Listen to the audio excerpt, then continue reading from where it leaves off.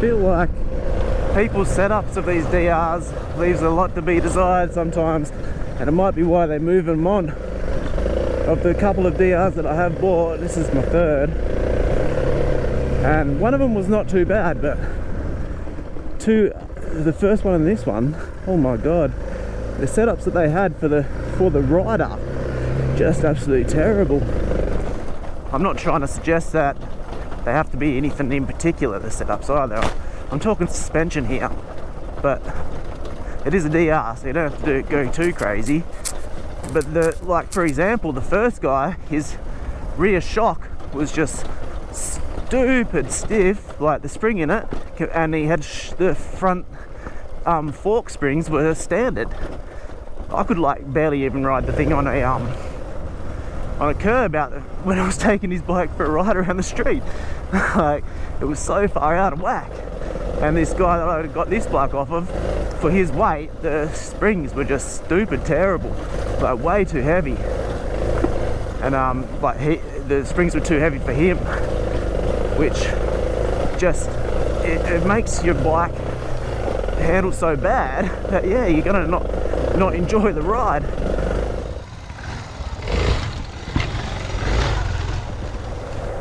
Because it's the DR, there isn't much adjustment you can have with the suspension. But even this sag on this thing being not quite right is, especially when I first came out this morning, I could hardly ride the thing. It's still a little bit high. Actually, I'm gonna pull over in a second and give myself a little bit more sag. And it just little changes like that make such a change in the way that you can ride the bike that your day completely it can be a complete waste, or the greatest thing ever. I feel like everyone's supposed to already have known this, because you see it everywhere. Like, you got to get your suspension done. We know we have to get our suspension done, and yet of the 3 bikes that I've bought, 2 of them were set up absolutely atrociously for the guy, and no wonder they get selling them, because it's just no fun to ride.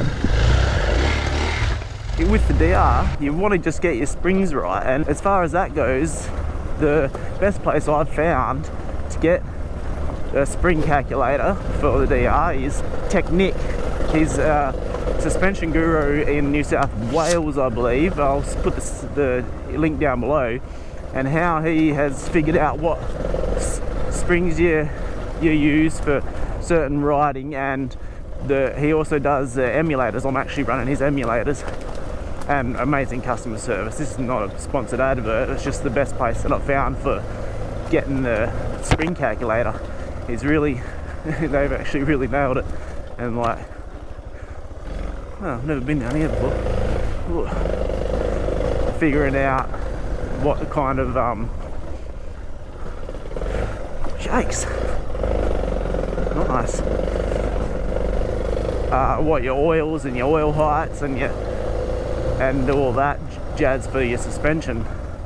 And it just makes the bike such more of a dream to ride, that you're at least getting the sort of joy out of riding that you're supposed to be when we're out here. I'm gonna have to pull over and fix this sag in a second, because I ain't getting that joy. She's just not quite right just yet. So worth getting right.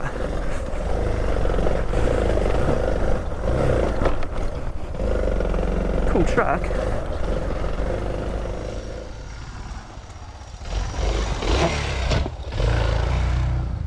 Yes, I am yet to make a tool kit for this bike, the tool tube for the left hand side. Still on my other bike. I'm going to make a new one for this one. So I didn't bring my tools along. This will have to do. I haven't done it up too tightly, so as I can just do that for easy setup. So we're only going to come off 1, 2, 3, 4. That'll do me, I reckon, because I came off 6 last time. Hopefully 4 will do this time. So yeah, I'm just out here today trying to get this bike sorted. I've chucked my suspension on it, now I'm just getting it balanced out. I'm also running the stock pegs. This one's come with stock pegs, so I'm going to give that a crack, because I've never actually ran the stock height pegs, and I wouldn't mind trying to see what it's like to run the stock peg, try and keep my feet out of the trail trash on the edges of the track when I'm riding single track and that, because goddamn, I'm sick of smashing my feet on things, and I'm quite short anyway, so I don't know, we'll see. It also has Dunlop D606s, well, 606 on the rear, and the gotta get used to this clutch. And the Pirelli MT21 on the front. So having never really run either of those, and they're the staple for the DR community, I thought I'd give them a crack. It's been hard to tell because of the rear suspension's not quite where I need it at the moment, and I haven't really particularly been liking the 606, but it could be because of the sags where it was. It's not letting me slam into the corners like I typically might like to.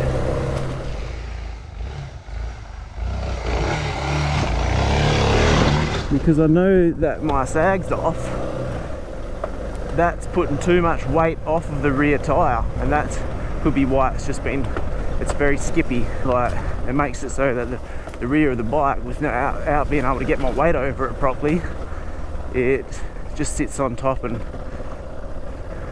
never gets the drag into the dirt. So you're alright this time, Dunlop. I'll give you a break for now.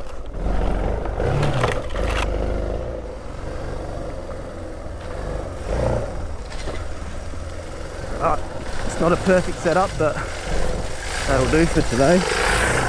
Get me close enough.